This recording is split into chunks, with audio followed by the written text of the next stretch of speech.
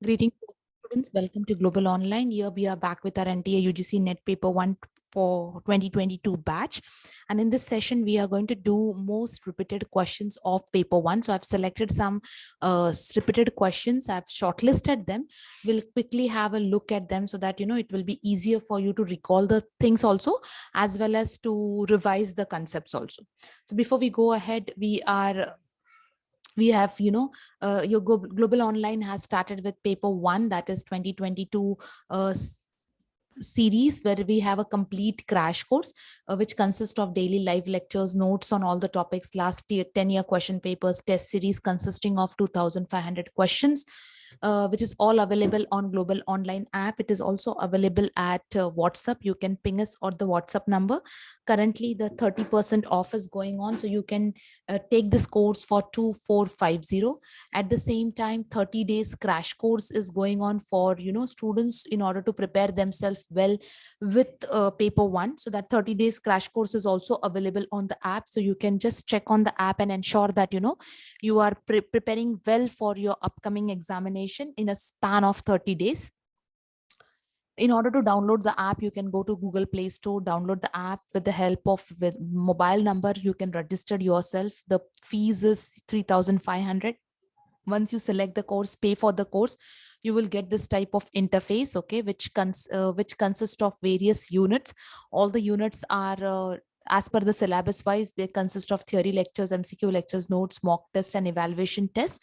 You will get all this systematically under one roof and one umbrella, which will help you to again prepare yourself better with one focus point. For paper 2 also, we have following subjects, wherein we have the notes and MCQs available for paper 2. So paper 2 fees is 1,500. Currently we are giving a 30% off on this also, so your fees will come to 1050. In case if you're interested for the same, you can go on the you can just ping us on the WhatsApp number given below and ensure that you are taking this material and revising well for your paper 2 also. So yes, totally we have, every unit has 5 questions. Every unit carries 10 marks. But today, whatever I have done, I have taken up expected questions, and these are all expected questions are from different units. So let's quickly have a, revision. The questions will be on the screen, and you should ensure that, you have, these are expected questions, little bit modified. They were a part of previous year questions, but you should be aware of them very well. So I think you should be able to answer them. We have 15 questions today. So all these 15 questions should be definitely answered. So let's start with the first question. In which of the following modes of assessment the potential for increasing intrinsic motivation is optimum? So it is formative assessment, it is computer testing based assessment, it is summative assessment, or is it norm based testing assessment? So the question says that in which of the following modes of assessment the potential for increasing intrinsic motivation is optimum. So where the motivation level, intrinsic, it means the one it's from inner, that is one is from inside, is optimum. So which of the following assessment tells that the intrinsic motivation, will be optimum, where you will find the potential for intrinsic motivation? So options are given in front of you, A, B, C, D. So which is the right option? So yes, by now you should be able to understand the right option. Yes. So it is formative assessment. So we know that formative assessment is a continuous assessment. It is based on continuous evaluation of the students, and this is the assessment where there is a potential of intrinsic, the inner self motivation in order to progress, in order to develop, and hence the right answer is formative assessment based evaluation. Question number 2, the concept of proximal development related to educational communication was developed by whom? Sigmund Freud, or Lewin, Lewin, or Albert Bandura. It's Albert Bandura, sorry.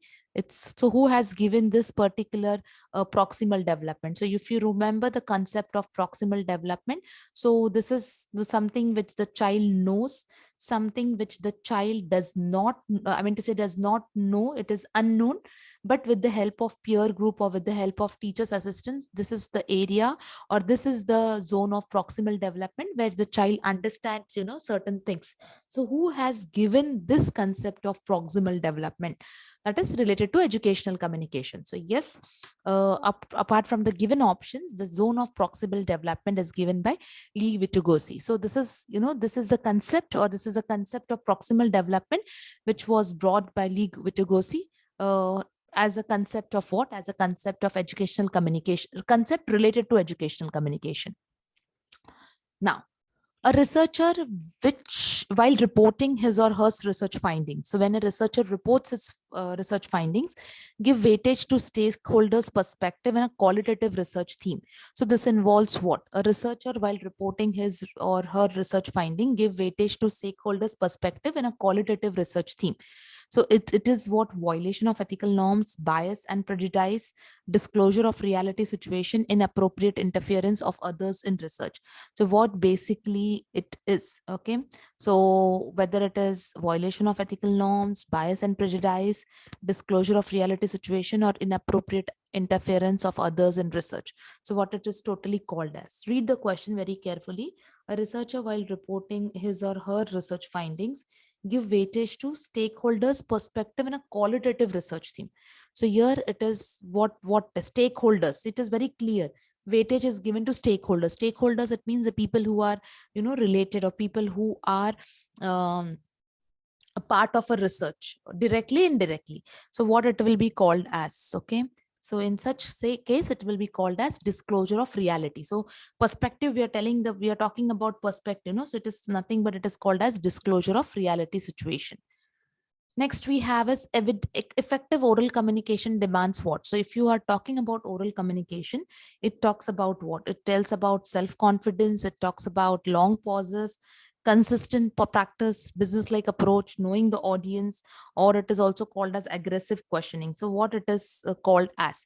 Now here you can go with elimination round, which I always tell you. So confidence can be seen with the help of what point? So you can focus on that points and you can go ahead. So when we see the above points, which is the one which indicates what, the confidence.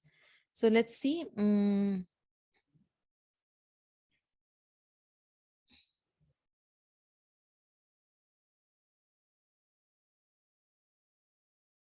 Okay, so we have self-confidence, long pauses, consistent practice. So you can go with elimination, as I said, or you can try your own method to come up with the answer. Okay. Yes. So let's see. The right option is option number D. So if you see from all the given options, long pauses is something which is negative. Aggressive question is something which is negative, which is easy to understand. Rest you may not be aware.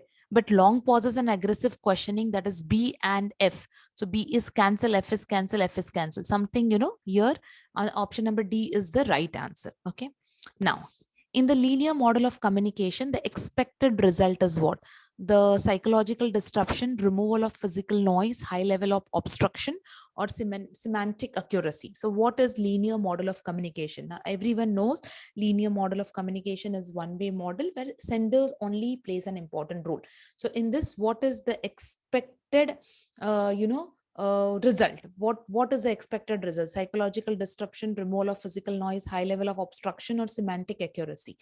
So yes, in linear model, the expected result is semantic accuracy. Now it means that it is used to avoid the message being distorted in any manner that has a direct communication process. So it is, this semantic accuracy is basically, the meaning is that it is used to avoid the message been distorted in any manner, in any form, through a direct communication process. So the right answer is the semantic accuracy.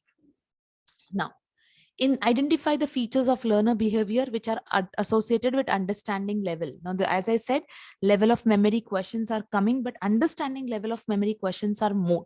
So the student renders the facts and information in his or her own words. The student immediately recalls the facts. The student gives own examples in order to explain the point. The student interprets the meaning in various ways. The student correctly reproduces the sequence taught. So which of the following, concepts talks about what? It talks about the features of learner's behavior, which is associated with understanding level of teaching. So yes, you can here again, you can go with elimination round. You can keep a concentration on that and indicates, what exactly it is about.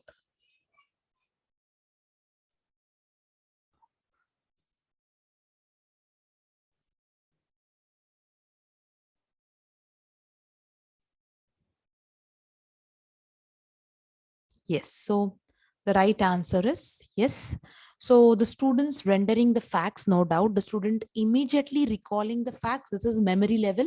So this will odd man out. So B, if you see, even if it is odd man out, it's crossed out. The student gives explanation in his point. Yes, understanding level. The student interprets the meaning in various ways. Yes, the student correctly reproduces. That is again memory level. So here B and E are the eliminated ones, and hence the right answer will be option number D. Then we have seventh question, the share of which of the following sources of energy in electricity generation in India at present is least. I'll repeat the question, read the question very carefully. The share of which of the following sources of energy in electricity generation in India at present is least? Whether it is thermal, whether it is solar, whether it is wind, solar and wind, hydro or nuclear. So which is least? Thermal, solar, wind, hydro and nuclear. So yes, if from the given least, they are asking about least. So from the given, the least is the nuclear. We have just 2.4% of electricity generated in India. So it is very least. Okay. You can keep the percentage as per the recent data. The percentage is just 2.4. Then, which of the following terms is related to digital learning environment for design? So digital learning environment for design, is it e-Vidwan, e-Acharya, e-Kalpa or e-Yantra? I have just recently taken a special lecture on digital initiatives, and in that this concept was added. So which of the is related to digital learning for environment?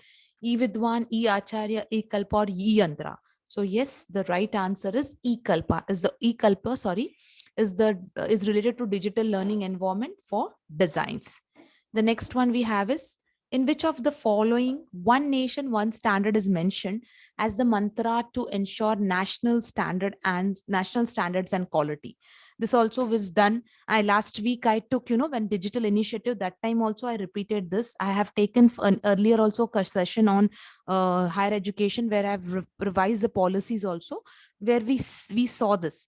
Which of the following is one nation, one standard is mentioned as the mantra to ensure quality, national standards and quality? So whether it is national policy, whether it is national policy on education, 1986, 868, or whether it is national policy for skill development and entrepreneurship, or Niti Aayog. So which of them stands, as the one nation, one standard? So yes, it is national policy for skill development and entrepreneurship. We have done this in the lecture also, in digital initiative also, in the class also. So it national policy for skill development and entrepreneurship, that is 2015. Okay. Now, which of the following provides the everything vision that guides research in socially relevant areas? So which of the following from the given, which of the following talks about what the vision for, that guides research into socially relevant area? So which among them is the one which is right? The options given is, Aurelia, the option is imprint, the option is NIRF, or option is Swayam Prabha. So which of them is right? Okay, where which of them is considered as, the one which guides the research into socially relevant area? Yes, so that is imprint. It is nothing but impacting research, innovation and technology. So it is impacting research, innovation and technology.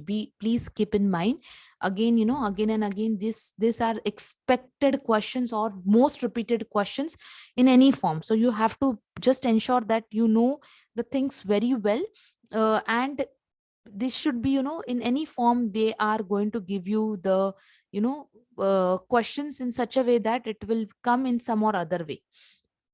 Okay. Now, non-traditional teaching and learning strategies lays emphasizes on what? I'll repeat again. The non-traditional teaching and learning strategies lays emphasizes on what? Students need based resource material and learning standards, developing skills, attitude, and values, promoting in-box thinking process, lecture-based model, acquiring knowledge necessary to respond creatively. So which of the following talks about, the non-traditional teaching and learning strategies which lays emphasizes on the following? So whether it is students need-based resource material and learning standards, developing skills, attitude, and values, promoting in-box thinking, lecture-based model, or acquiring knowledge necessary to respond creatively. So which among them, considered as the strategies? So whether it is option number 1, 2, 3, 4. So you can give the options also. So here you can just say the options. Okay. You can, this may confuse you. You can just go with the options. Okay. Non-traditional teaching, non-traditional, not traditional. So it is non-conventional. You can take it as non-traditional only. No, don't get confused with the words. So yes, it is basically that is, students need based resource material and standards. Then we have developing skills, attitudes, promoting inbox, no, that is outbox, lecture based model, no, acquiring knowledge necessary to that is to respond creatively. So these are the strategies which are non-traditional. Okay. Now, question number 12, we have done this when we were doing environment topic. National Disaster Management Authority is an agency of what? Jal Shakti, Home Affairs, Earth Science, Housing, and Urban Affairs. So which of them is considered as the National Disaster Authority authority agency? So yes, the right answer is Home Affairs. We have done this very well. You can go back and check our, options of teaching aptitudes. The National Disaster Management Authority is one of the agency, that is Jal Shakti, Home Affairs, Earth Science, Housing, and Urban Affairs. So the right answer is Home Affairs. Yes. Which of the following tools is a collaboration for providing virtual classroom environment? So for virtual classroom environment, which of the following is used? That is whether we have a lab, whether we have a view, whether we have a tutor, or whether we have, a learner. So which of the following is used as a collaboration tool for providing virtual classroom? So that is what is the following called as? Okay, you can quickly think and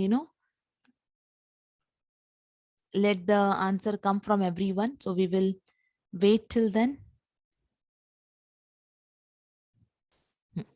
So yes, we have that is a lab, a view, a tutor, a learner. So yes, the right answer for a collaboration for providing virtual classroom environment is a view, that is Amrita Virtual Interactive e-learning world by Amrita University, which is derived by Amrita University, and it includes National Mission on ICT as well as Ministry of Human Resource Development. We have done this A-view also very well. So here also the question is expected. So again, you have to be careful for this.